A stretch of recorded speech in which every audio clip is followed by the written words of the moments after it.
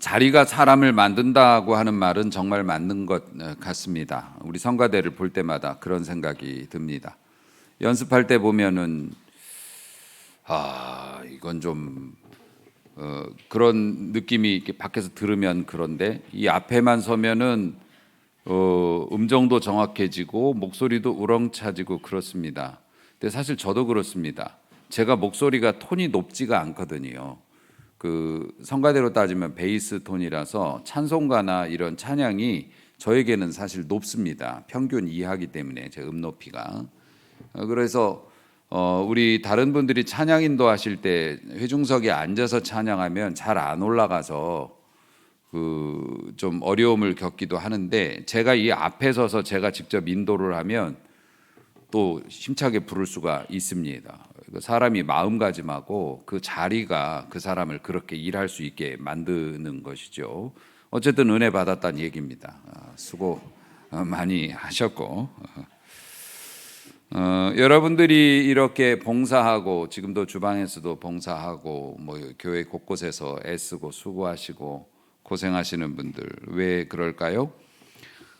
우리가 주님을 사랑하고 형제를 사랑하기 때문에 이런 일을 합니다. 그래서 사랑은 움직이는 거다라는 이야기가 있지 않습니까? 그래서 제가 잘 몰라가지고 일부 예배 때 어떤 바람핀 사람이 그런 얘기 했다더라 그랬더니 또 한 분이 저한테 오셔서 CF 광고에서 나온 얘기라고 수정을 해주셔서 정정하도록 하겠습니다. 그런데 이것은 정말로 진리에 가까운 이야기입니다. 사랑 때문에 사람은 움직이고 사랑 때문에 행동이 나타나는 거죠. 요즘에 우리 가장들도 복합 위기를 겪고 있다고 그러죠. 와이프는 갱년기에 딸은 사춘기라서 복합 위기를 겪으면서 자기도 힘든데 그래도 아침에 꾸역꾸역 챙기고 회사로 출근합니다. 일터로 나가요. 그래서 우리가 다큐 프로그램 같은 거 보면은 힘들게 일하고 위험하게 일하는 분들 인터뷰할 때 이거 왜 이런 일을 하냐 그러면 다 뭐라 그럽니까?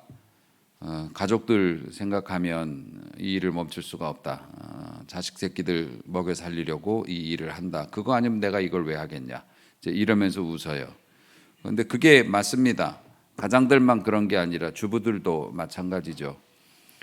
주부들도 요즘에는 뭐 같이 나가서 일하시는 분들의 비율이 굉장히 높아졌습니다만, 그래도 집에서 살림이라고 하는 집을 돌아가게 만들고 또 특히 음식을 만들어내는 일들은 보통 이제 여성분들이 많이 지금도 하고 계시죠. 특히 매번 끼니 때마다 새로운 메뉴를 정하고 그것들을 준비해서 갖다 바치고 또 요즘 많이 달랐다고 하지만 그래도 설거지도 해야 되고 뒷정리도 해야 되는 것들이 일평생 죽을 때까지 짊어진 짐이란 말이죠. 그런 어려운 살림살이를 합니다. 혼자 있으면은 그렇게 안 해 먹죠. 그냥 대충 때우고 말 건데 가족들에게 좋은 거 먹이고 싶어서 그 사랑 때문에 어머니들은 그런 일들을 능히 감당하면서 정말 아이디어가 없어서 남편에게 오늘 뭐 저녁 뭐 할까 그러면은 좀 얘기라도 해주면 좋은데 아무거나 이제 이래놓고 아무거나 해주면 요즘 음식이 왜 이래 뭐 이런 소리를 하면은 담배를 피고 싶어지죠. 그래서 옛날 그 어머니들이 이렇게 담배들을 피셨다고 그래요. 열통 터져가지고서. 어쨌든 그런 일들이 다 감당하시는 이유가 솔직히 우리가 사랑 때문에 그런 것 아니겠습니까? 자식들도 마찬가지입니다. 부모님의 사랑과 또 헌신으로 성장하고 아직 독립이 안 된 자녀들은 다 경제적으로도 도움을 받고 그러지만은 애들이 어려도 친구들이 나쁜 길에 빠지자고 유혹할 때 또 그런 기로에 서 있을 때 그래도 애들이 엄마 아빠 사랑하니까 엄마 아빠 실망할까 봐 엄마 아빠에게 걱정 끼치는 자식이 되고 싶지 않아서 스스로 물러나는 그런 모습들도 있단 말이죠. 밝혀지지는 않았을지 몰라도. 그런 게 뭡니까? 그런 힘이 어디서 나옵니까? 사랑에서 나오는 겁니다. 하나님은 사랑이셨고 그 사랑이시기 때문에 우리가 지옥 가는 꼴을 볼 수 없으셔서 그 높은 영광스러운 하늘의 보좌를 버리고 움직이셨습니다. 어디로요? 이 낮고 천한 땅, 그 중에서도 평균 이하의 값을 가진 사람의 몸으로 이 땅에 내려오신 화육의 은혜, 이것도 움직이는 사랑이었기 때문에 그게 가능하셨습니다. 심지어는 창세기에 보면은 아브라함이 장막 문 앞에서 졸고 있는데 한 명이 아니지, 3명의 천사들이 나타났습니다. 아브라함이 범상치 않은 사람임을 알아보고 엎드려 절하고 그분들을 붙잡고 송아지를 잡아서 요리를 대접하고 떡을 해서 바치고 이렇게 환대를 했습니다. 그랬더니 그분들이 대접받고 돌아가기 직전에 머뭇거리다가 이런 얘기를 합니다. 내가 너한테 뭘 감추겠냐? 그러면서 우리는 지금 소돔과 고모라로 가는 길이다. 소돔과 고모라로 가는 길이다. 이유는 소돔과 고모라의 죄악이 너무 하늘에 차고 땅에 넘쳐서 멸망시키러 가는 거다. 그런데 거기에 너 아는 사람이 있지 않니? 조카 롯이 거기에서 살기 좋다고 거기 가서 살았단 말입니다. 결국에는 그 의도가 뭡니까? 조카 롯과 그 가정을 구원하시고자 하는 하나님의 그 사랑 때문에 천사의 몸을 입으시고 아브라함한테까지 오셔가지고 그렇게 그 이야기를 알려주셨다는 거죠.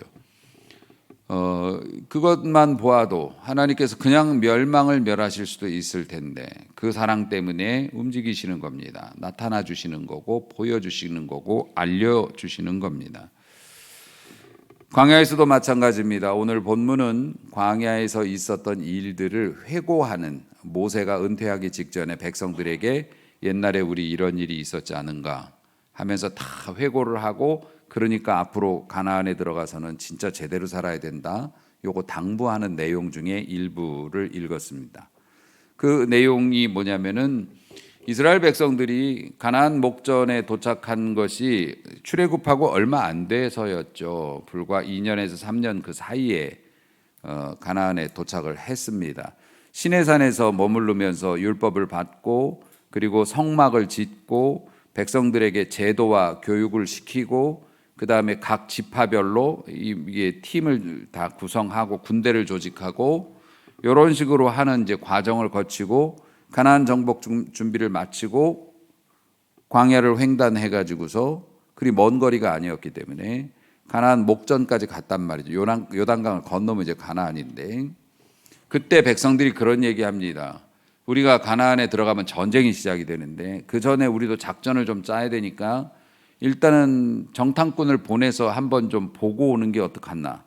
그래서 모세는 그게 싫었지만 백성들이 하도 원해서 각 지파에서 그럼 한 명씩 사람을 뽑아라, 이렇게 해서 나온 것이 그 유명한 12명의 정탐꾼입니다. 그 사람들이 가나안 땅을 둘러보았습니다. 보고 와서 내린 평가는 이거였습니다. 진짜 땅은 좋다. 하지만 현실적으로 그 땅에 들어가서 전쟁을 치른다는 건 무리가 있어 보인다. 이유가 뭐냐면은 그 땅에는 장대하고 무서운 사람들이 살고 있고 그들이 가지고 있는 무기라든가 그들의 성곽은 하늘에 닿았다 그랬어요. 이게 보면은 하늘 높이 있다는 뜻이겠죠. 설마 닿았겠습니까? 우리는 지금 거의 비무장에 가깝고 훈련된 군사도 없고 우리가 가진 이 능력으로 그 사람들과 맞짱 떠서 이긴다는 거는 이건 불가능하다고 본다. 그래서 이 문제가 있다. 12명의 정탐꾼 중에서 10명이 그런 보고를 했다. 이제 모세가 그런 얘기를 하죠. 그래서 너희가 어떻게 했냐? 내가 아무리 설득하고 그래도 너희들이 불신앙의 길로 걷지 않았냐? 그래서 어떻게 됐냐? 우리가 40년 넘게 이 고생한 거 아니냐? 지금 그 얘기를 하고 있는 겁니다. 사실 12지파의 대표가 되었던 사람들 중에 10명의, 그러니까 믿음을 갖지 못한 10명의 사람들은 하나님이 주신 땅은 맞기는 하지만 우리가 가질 수는 없다고 이제 얘기를 했죠. 그런데 모세는 오늘 이제 본문에서도 그렇습니다만, 그러니까 신명기 1장 21절 말씀인데요. 21절 말씀을 보면 너희 하나님 여호와께서 이 땅을 너희 앞에 두셨은즉이라고 이야기를 합니다.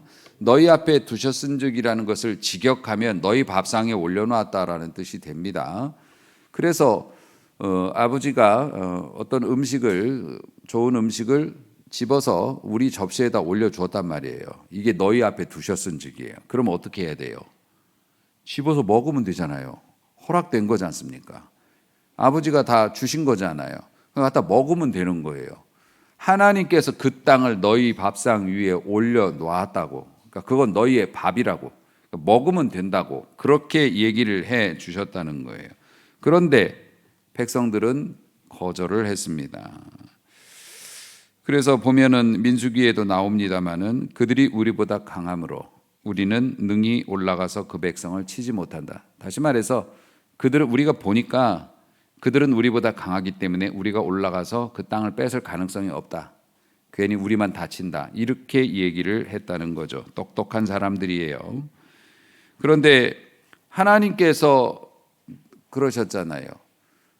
그냥 데리고 나온 게 아니지 않습니까? 애굽에서 10가지의 기적을 베풀어 주었고 홍해를 갈라서 바다를 건너서 거기를 오게 했고 구름 기둥, 불 기둥, 만나를 주시고 뭐 온갖 교육 다 시키고 진짜 모든 거를 다 챙겨 주시면서 알뜰살뜰 거기까지 데려오셔 가지고서 자 이제 들어가서 하면 돼. 그랬더니 나 못해요. 이렇게 얘기를 했다는 겁니다.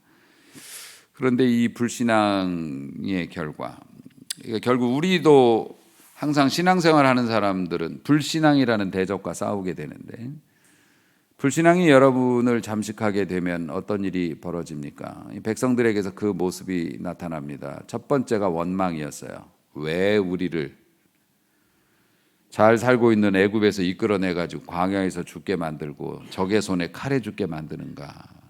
그러면서 원망을 해요. 하나님 왜 우리를? 그러니까 여러분들이 실생활 살면서 어떤 이유에서든 상대방이 잘못을 했다 하더라도 원망의 말을 습관적으로 하고 자주 한다면 여러분은 믿음이 안 좋은 거예요. 잘못된 거라고요. 그러니까 믿음이 부족한지 아니면 믿음이 상해버렸는지 썩어버렸는지는 모르겠지만 어쨌든 믿음에 문제가 생기면 기본적으로 사람은 원망의 말을 많이 합니다. 아니 그 사람이 잘못한 거 맞죠. 그런데 믿음이 팔팔 살아있을 때는 어떻게 됩니까? 그가 잘못했어도 그는 원망의 말보다는 소망의 말을 합니다. 항상 아유 저런 사람이 저렇게 하지만은 내가 이것도 잘 참고 견디면 하나님이 더 좋은 거 주실 줄 누가 알겠는가.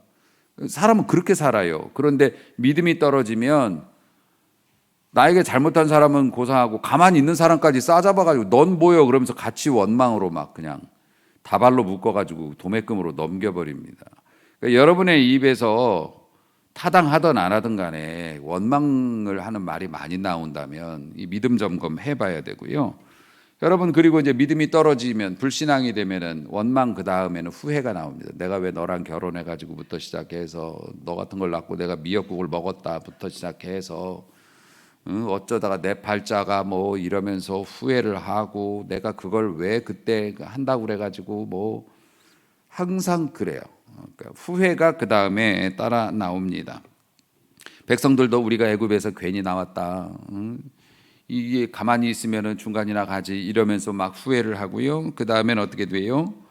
이제 백성들이 이제 그렇게 후회를 하다가 가만히 있어봐. 그럼 우리가 애굽으로 돌아가려면은 저 모세 저 인간은 안 돼. 저거는 너무 신앙적으로만 하자 그러니까 안 돼. 그러니까 우리가 애굽으로 돌아가려면 우리가 대표를 뽑아야 될 거 아니야. 지도자를 세워가지고 애굽에 협상단도 보내가지고 죄송한데 우리가 다시 들어가서 어쨌든 간에 다시 우리가 살면 안 됩니까? 이런 거 말하려면 대표를 뽑아야 된다. 그게 뭐예요? 반역이죠. 예. 반역을 일으키게 되는 겁니다. 반역이라는 게 딴 게 아닙니다. 예. 하나님의 뜻을 거스리고 내 방법을 찾기 시작하면 그게 반역인 거죠. 그래서 하나님을 의지하고 믿음으로 기도로 했던 것 대신에 방법을 찾고 사람을 찾고 믿는 사람을 의지하고 만들어서 그렇게 하면 그게 반역이죠. 그 다음에 어떻게 됩니까? 갈등과 대결. 사람들이 모세와 아론 이 사람들을 돌로 치려고 했어요. 싸움이 났다는 겁니다. 그걸 또 막으려고 하는 사람들과 때려 죽이려고 하는 사람들이 뭐 날리고. 그러니까 여러분의 삶에 믿음이 떨어지게 되면 삶이 소란스럽습니다. 막 시끄러운 소리가 나고 막. 그 아파트들이 층간소음이 좀 있다고는 하는데 보통 층간소음은 애들이 뛰는 소리가 층간소음 아닙니까? 근데 저희 집은 싸우는 소리가 층간소음입니다. 소리를 얼마나 지르면 아래층까지 다 들려. 내용을 파악할 수 있을 정도예요. 예. 그래서 엘리베이터에서 마주치면 참 점잖으시고 조용하신. 이거 신원이 특정될 수 있겠네. 근데 한 번씩 이렇게 소란이 몰아칠 때 보면은 진짜 대단하시더라고요. 근데 사실 일반적인 가정에서는 자녀들에게나 뭐 이렇게 서로 막말을 하거나 그 풀파워로 소리 지르는 일은 없잖아요. 있나? 저만 없나? 어쨌든 사실 그렇게 되면 그 관계가 뭐가 되겠어요. 그런데 어쨌든 그렇습니다. 우리가 믿음 생활 잘하다가 믿음이 혼란스러워지고 떨어지게 되면은 소란스러워집니다. 주변 사람들과의 갈등도 많아지고 그렇게 돼요. 결국에는 이러한 일들 하나님 목전에서 하나님 눈앞에서 이런 일들이 벌어지고 모세를 때려 죽인다 어쩐다 하고 막 하나님 왜 우리를 데려와 가지고 광야에서 미친 거 아니야 막 이러면서 자기들끼리 하는 걸 가만히 듣다가 하나님께서 그런 선언을 하십니다. 너희가 나를 멸시했다. 그냥 말 안 듣는 거하고는 다르죠. 부모님이 자식에게 말했을 때 뺀들뺀들 말 안 듣는 거하고 부모를 멸시하면서 안 듣는 거하고는 좀 다릅니다. 하나님께서 선을 넘었다고 보신 거예요. 니들이 그냥 게으르고 그냥 믿음이 없어서 그냥 그러는 것 정도를 넘어서고 나를 능멸했다. 나를 모욕하고 멸시했다. 그래서 하나님께서 심판을 내리십니다. 반역했다. 너에게 벌을 내린다. 일단 12명의 정탐꾼 중에서 믿음이 없이 해서 자신뿐만 아니라 다른 사람까지 시험 들게 한 사람 10명은 즉결 처분한다. 그 자리에서 죽임을 당했습니다. 그리고 너희 백성들은 지금 너희들이 원망의 말을 하고 동조했으므로 다시 광야에 들어가서 너희들의 삶을 살다가 광야에서 죽어서 너희들의 시체가 썩어서 소멸될 때까지 아무도 가나안으로 들어가지 못한다. 다시 광야를 향해서 들어가라. 이렇게 진노하셔서 명령하셨습니다. 백성들은 그때서야 사람들이 막 죽어나가고 이러는 걸 보면서 하나님께서 정말 원래 그 믿음 없는 사람들이 후회도 잘한다고 그랬죠. 그러니까 우리가 또 왜 그랬을까? 그러면서 하나님께 아니라고 우리 다시 가나안에 들어가겠다고. 그때 하나님께서 모세를 통해 말씀하셨죠. 이미 때가 늦었고 하나님께서 벌을 주시면 그 벌도 달게 받아라 그랬는데 이 사람들은 아니라고 우리 들어갈 거라고 자기들끼리 올라가 싸우러 갔다가 뒤지게 두들겨 맞고 사람 많이 죽고 다시 그래서 울면서 광야로 들어갔어요. 그래서 광야 40년이 그래서 생긴 겁니다. 그 이야기를 하고 있는 겁니다. 그렇게 백성들은 불신앙과 하나님을 신뢰하지 못함으로 어떤 길을 걸어갔나요? 멸망의 길로 들어갔어요. 그런데 그 12명의 정탐꾼 중에 2명은 다른 길을 걸었죠. 광야에서 20살 이상 돼서 애굽에서 나온 사람들은 광야에서 모두 죽고 20살 미만의 사람들이 광야에서 이제 40년이 지났으니까요. 장년이 됐지 않습니까? 그들이 주축이 돼서 가나안으로 들어간다. 그 말씀을 내렸을 때 예외가 딱 2명 있었죠. 물론 이제 모세하고 아론 빼고 정탐꾼 중에서 여호수아와 갈렙은 살아남았습니다. 하나님께서 살려주셨고 또 살려주실 뿐만 아니라 높이 들어 쓰셨어요. 가나안 정복 전쟁할 때 여호수아는 국가의 지도자가 되어서 정복 전쟁을 수행했습니다. 갈렙도 옆에 보좌를 하면서 그가 80이 넘은 나이임에도 불구하고 나에게 허락해 주시면 내가 저 산지에 올라가서 저 산지를 점령할 거라고 그런 기계를 보이는 멋진 믿음의 사람으로 오래오래 쓰임을 받았죠. 사랑하는 성도 여러분, 이렇게 이제 교과서적인 이야기들을 우리가 보고 있습니다만은 사실은 이게 옛날에 있었던 이솝 우화가 아니란 말이죠. 왜냐하면 그 광야는 지금도 우리가 살고 있는 곳이기 때문에 그렇습니다. 이 땅을 광야라고 우리가 얘기합니다. 그러니까 여러분 일단 조심해야 돼요. 광야를 살아가면서 불신앙에 감염이 되면 죽어요. 그러니까 여러분 친구를 사귀어도 믿음 없는 사람 사귀면 진짜 곤란합니다. 그러니까 믿음이 아예 뭔지를 모르는 사람, 밖에 있는 사람들은 아예 그러니까 그냥 전도할 목적으로라도 가까이 지내야 됩니다. 교회 다니는 사람들이 교회 안 다니는 사람들을 악마화해서는 안 돼요. 그들도 우리가 구원해야 될 소중한 사람들이고 우리 형제들입니다. 그런데 중요한 거는 같은 교회를 다니면서 신앙생활을 하면서 믿음이 없는 사람들이 있어요. 그분들과 가까이 지내지 마세요. 이렇게 얘기를 하면 아무도 나한테 가까이 안 온다. 어쨌든 가까이 지내면 이게 오염됩니다. 전염돼요. 믿음이 없는 건 그대로 전염됩니다. 여러분의 순수성과는 전혀 상관이 없어요. 썩은 감자 옆에 있으면 같이 썩는 겁니다. 그러니까 여러분, 이 세상은 광야이기 때문에 믿음이 없는 사람, 믿음이 없는 말을 하는 사람을 가까이 두지 마세요. 그를 사랑하기는 하겠지만 믿고 따르지는 마세요. 믿음이 있는 사람과 여러분이 같이 하는 게 굉장히 중요합니다. 왜냐하면 우리가 헤쳐나가야 할 앞으로의 우리의 미래는 10명의 정탐꾼들이 보았던 그 세상과 똑같습니다. 그들의 성벽은 우리가 살아나가야 할 세상에 그 장애물은 하늘에 닿아 있는 것 같고, 그들은 안악자손, 거인족을 말하는 거예요. 생긴 것만 해도 조폭이에요. 그냥 너무 무섭게 생겼어요. 골리앗 같은 사람들이 마을에서 살고 있었다는 겁니다. 그 사람과 우리가 싸워야 된다고요. 광야는 그런 곳이기 때문에.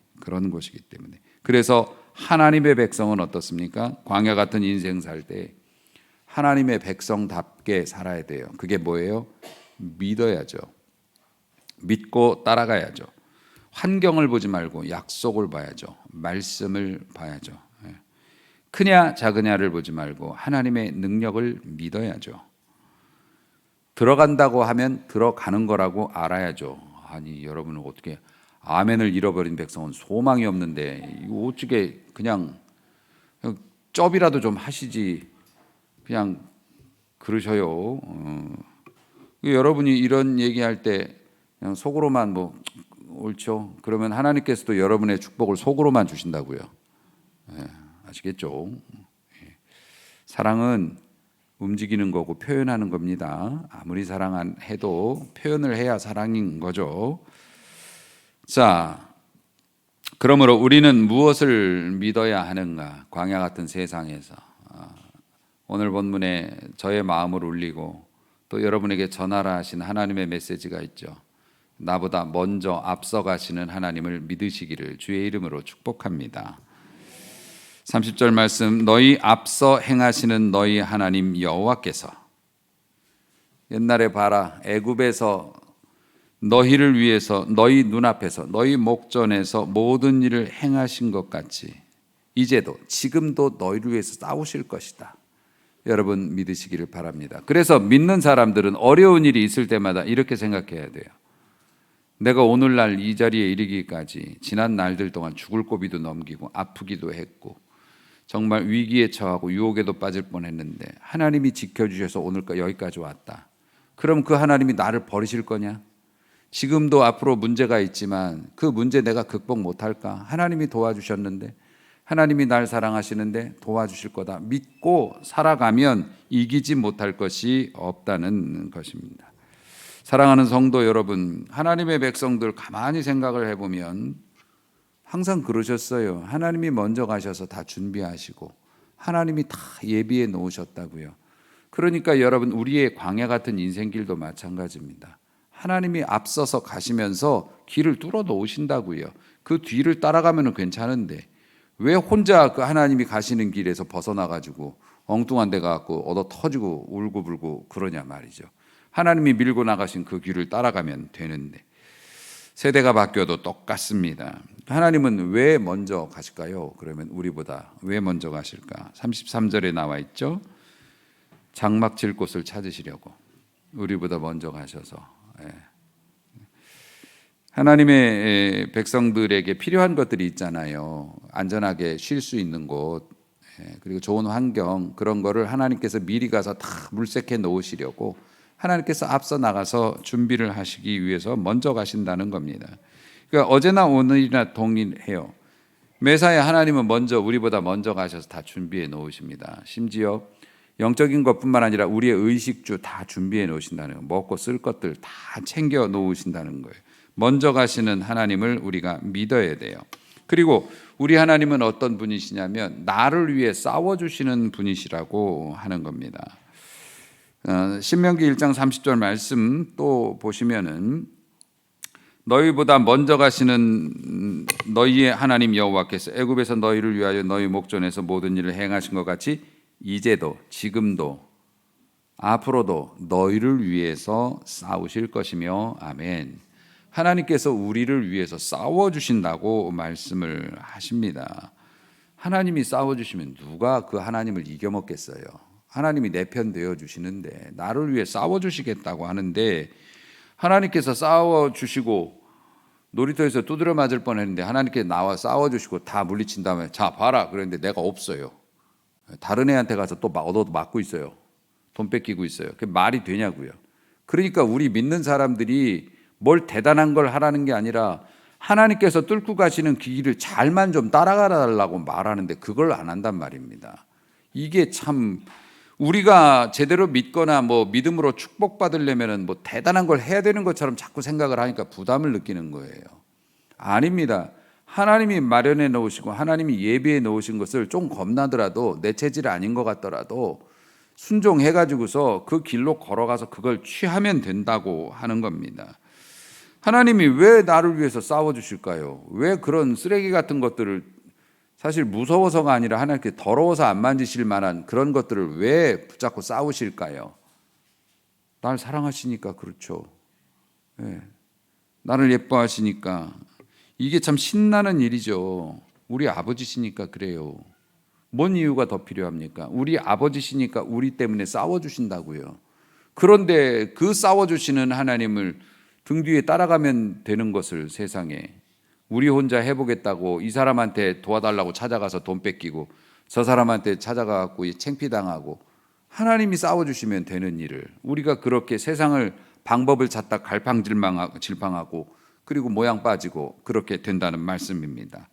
여러분, 31절 말씀을 보면 광야에서도 너희가 당하였거니와는 이제 경험했지만은, 광야에서도 경험했지만 사람이 자기 아들을 안는 것 같이 너희 하나님 여호와께서 너희가 걸어온 길에서 너희를 안으사 이곳까지 이르게 하셨다. 안는다는 게 두 개가 있다고 말씀을 드렸습니다. 하나는 뭐냐면 부모님이 자식을 이렇게 안아주시는 거, 편하게 안아주시는 게 있고, 또 하나 안는다는 거, 여기에 사용된 안는다는 건 뭐냐면 집어 올린다는 뜻이에요. 여러분의 자녀가, 어린 자녀가 아장아장 걷고 있는데 뭐가 굴러 떨어진다든가 자전거가 빠른 속도로 달려오면 어떡합니까? 아버지 어머니가 달려가서 휙 잡아서 안아 올리죠. 다치지 않게 하려고 그렇습니다. 어린 자녀가 길을 걷는데 개가 달려들어서 물려고 하면 어떡합니까? 잡아 들어 올리죠. 닿지 못하게 하려고 그렇게 하셨다는 거예요. 하나님께서 안아주신다는 게 그런 의미에 우리를 들어 올리셨다는 거예요. 그 위험한 것들이 물지 못하게, 건드리지 못하게 그렇게 여러분을 안아서 오늘까지 이곳까지 인도하여 주셨음을 믿으시기를 바랍니다. 왜냐하면 여러분이 자녀이기 때문에. 사실 하나님이 뭐 도와주시네 안 도와주시네, 내가 돈을 버네 안 버네 얘기하지만 하나님이 그렇게 들어올리지 않았으면 이 자리에 좋은 모습으로 앉아있을 사람 아무도 없습니다. 어른이든 아이든 세월을 오래 살았건 어린이든 똑같아요. 하나님께서 구해주시지 않았으면, 들어올리시지 않았으면 병마에 물려가고 흉악한 자들에게 물려가고 사고에 물려가고 그렇게 됐을 거예요. 심지어 하나님께서는 아직 하나님을 알지 못하는 불신자들도 일반 은총을 통해서 그렇게 다 살려주시잖아요. 죽지 않게 다 돌봐주시지 않습니까? 사랑하는 성도 여러분, 이런 확실한 돌봄, 우리를 위해서 싸워주시는 하나님이 계시니까 그게 가능하다는 거고, 그 다음에 어떡합니까? 인생은 광야라고 말했죠. 광야의 특징이 뭡니까? 길이 없어요. 정도가 없단 말이에요. 이게 포장된 길이 없습니다. 그냥 광야는 보면 어디로 가야 하나요? 이렇게 소리가 나오는 곳이 광야입니다. 다른 사람이 걸어서 성공했다고 하지만 우리가 그 길을 걸어서 성공한다는 보장도 없어요. 그저 그냥 그 방향으로 갔으니까 좋대, 그래서 따라가는 것일 뿐이지 그 사람도 연약한 인간이고. 광야는 길이 없고 환경이 엄혹합니다. 믿고 의지할 게 없지 않습니까? 그래서 광야에 이스라엘 백성들이 제일 스트레스 받았던 게 뭐냐면 울타리가 없었다는 겁니다. 울타리가 없었어요. 그래서 그들은 항상 어디에 가면은 울타리부터 지었다고요. 당시에 유목생활하는 사람들이 그랬다고요. 울타리부터 짓고 그 안에다 집을 지었다고요. 집을 먼저 짓지 않아요. 도적들이 넘어올 수 있으니까 일단 울타리부터 지어놓고 그 안전막을 삼아가지고 그 안에다 집을 짓는다고요. 괜찮아요. 내가 더 크게 하면 돼요. 예. 내가 이길 수 있어. 그 안전막을 삼아가지고서 그렇게 한단 말이에요. 광야는 미치게 그게 없는 거예요. 너무 불안한 거죠. 지금 우리의 행복을 언제 뺏길지 모르겠어요. 우리 인생이 그래요. 그래서 우리가 나름대로 울타리 사놓는 게 뭡니까? 집도 사고 아파트 아니면 저축도 하고 뭐 돈으로 건강 관리를 위해서 미리 건강 검진도 받고 막 여러 가지 항목을 더 추가해서 받고 막 이러면서 울타리를 세우지 않습니까? 그런데 솔직히 말해서 그런 울타리 광야에서 우리들이 세우는 막대기 몇 개가 무슨 의미가 있습니까? 사실은 광야에서 그들은 울타리가 없어가지고 너무 불안해서 못 살겠다고 그랬지만 적들은 가까이 오지 못했어요. 이유가 뭘까요? 낮에 가려고 보면 거기만 구름 기둥이 이렇게 있어요. 밤에 기습을 하려고 보면 불기둥이 훨훨 타고 있어요. 그 얘기는 뭐예요? 신이 돌보고 있다라고 생각을 하게 되는 거예요. 저거 잘못 건드리면 우리 박살난다고 생각을 했어요. 그게 울타리였던 거죠. 그게 울타리였어요. 깜깜한 밤에 산속에서 늑대들이 출몰할 때 우리가 나무 잘라가지고서 울타리 세우면 늑대가 못 넘어올까요? 아니죠. 불을 밝혀놓으면 되죠. 그러면 못 와요. 그거하고 똑같은 거였습니다. 하나님이 우리의 울타리요, 우리의 보험이요, 우리의 보증이 되어 주시는 거죠. 그렇기 때문에 저축하지 말라는 게 아니라 정도껏 하라는 거예요. 그것 때문에 하나님을 버리면서까지 해서는 안 된다는 거예요. 왜냐하면 진정한 울타리는 불기둥과 구름기둥이기 때문에 그렇습니다. 여러분이 믿음 생활까지 포기하면서 여러분의 신앙생활까지 포기하면서 돈 벌겠다고 그렇게 하는 거 물론 어쩔 수 없이 출근하시는 분도 있다고 생각을 해요. 우리 뭐 민장로님처럼 그렇게 있다고는 하지만 내가 돈을 위해서 신앙까지 버려가면서까지 가족까지 버려가면서 믿음까지 버려가면서까지 그렇게 할 일은 아니에요. 진짜 울타리는 우리가 세워놓은 몇 개의 막대기가 아니라 우리 머리 위에 있는 하나님의 돌보심 구름기둥과 불기둥이기 때문에 그렇습니다. 그러니까 사탄 마귀가 세상 것들이 우리를 건드리지 못했던 거지. 우리가 예금 좀 더 해놨다고 우리가 지금 뭐 더 높은 집에 산다고 우리를 못 건드린 게 아니었단 말이에요. 하나님이 지켜주신 거지. 앞으로도 하나님이 지켜주실 거고. 그렇기 때문에 사랑하는 성도 여러분, 광야 같은 인생에서 내 갈 길 인도하시는 분은 하나님이라는 걸 믿어야 한다는 말씀입니다. 하나님이 앞으로 길을 걸어가시면서 우리가 갈 길 위에다가 다 우리가 먹을 거 쓸 거 다 보따리 해가지고 다 놔두고 먼저 길을 뚫어 놓으셨는데 우리가 그 하나님이 원하시는 길로만 순종해서 가면 때마침 다 하나님이 마련해 놓으신 그거 가지고 부족함 없이 살 건데 그거 따라가기 싫다고 그거 봉사하기 싫다고 그거 좀 헌신하기 싫다고 욕심 부리면서 깍쟁이같이 굴다가 내 길 잃어버리고 신자의 길 잃어버리고 세상의 길로 걸어가서 혼자 두드려 맞고 돌아다니면서 하나님이 있네 없네 그러면서 슬퍼하고 이거는 너무 안타까운 일이 아닐 수가 없죠.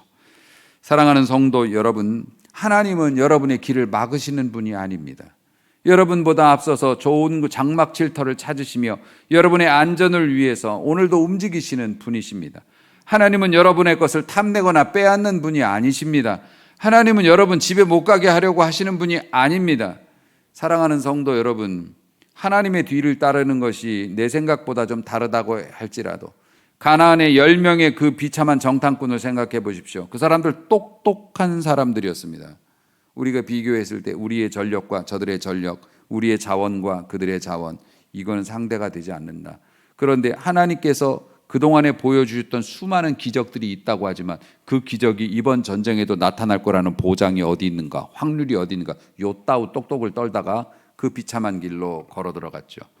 사랑하는 성도 여러분, 아예 아무것도 모르는 상태에서 믿으라는 것도 아니고 하나님께서 우리에게 보여주신 수많은 삶의 간증이 있음에도 불구하고 오늘 한번 하나님 앞에서 믿음을 내어서 움직이고 네가 하나님을 사랑한다면 움직여야 한다, 용기를 내어야 한다, 이런 명령을 주시는데도 그거 하기 싫어가지고 뒤로 물러서 버리고 그래서 원망하고 그래서 반역하고 그래서 다툼을 일으키고 왜 그런 길을 우리가 자꾸 바라보고 있습니까? 우리 성도 여러분, 하나님을 믿으면 담대함이 오죠. 그리고 약속의 땅을 기업으로 받을 겁니다. 그렇기 때문에 오히려 어려우면 어려울수록 더 용기가 나고 오히려 그것을 통해서 더 하나님께 영광을 돌릴 수 있겠다라는 그런 마음이 생기는 거고요. 이건 그냥 내질르는 게 아니에요. 수많은 하나님의 약속의 말씀과 인류의 역사를 거슬러 내려오면서 있었던 수많은 일들과 히브리서가 말하는 구름 같은 허다한 증인들이 우리를 둘러싸고 있어요. 그럼에도 불구하고 그걸 못 믿어가지고서 약삭빠르게 행동하다가 10명의 정탐꾼의 길을 걸어가는 불행한 사람들이 얼마나 많은지 모릅니다. 여러분, 오늘도 우리의 삶에서 믿는 사람은 완전히 다른 복을 누리게 된다라고 하는 것, 여러분이 증명할 수 있어야 합니다. 불신의 정탐꾼과 달리 믿음으로 헌신을 다짐한 여호수아와 갈렙, 그 길을 우리가 걸어가야 하겠죠. 우리의 계획이 무산되고 우리에게 문제가 생겼는데 해결의 실마리가 보이지 않고, 그럴 때 어떡합니까? 그때 더 하나님을 믿어야죠. 이게 천국 계산 방식이죠. 좌절과 삶의 스트레스가 내 머리를 내리누르고 정말 골치 아프다고 하죠. 그때 더욱 하나님을 믿는 방법을 써야죠. 잘 신앙생활하다가 어려운 일 생기면 팅 하고 쫓겨나가서 어디 세상 돌아다니면서 이런 방법 저런 방법 그러고 돌아다니지 말고 어려울수록 더 하나님의 방법을 고집함으로 말미암아 구름 기둥과 불 기둥으로 우리의 길을 예비하시는 하나님을 만나고 우리를 위하여 이 땅에 내려오신 움직이신 우리 하나님을 닮아서 우리도 이 믿음에서 더욱 움직여서 더 좋은 곳으로 나아가는 번성하는 믿음과 삶을 소유하는 주의 백성 되시기를 주의 이름으로 축복합니다. 기도합니다.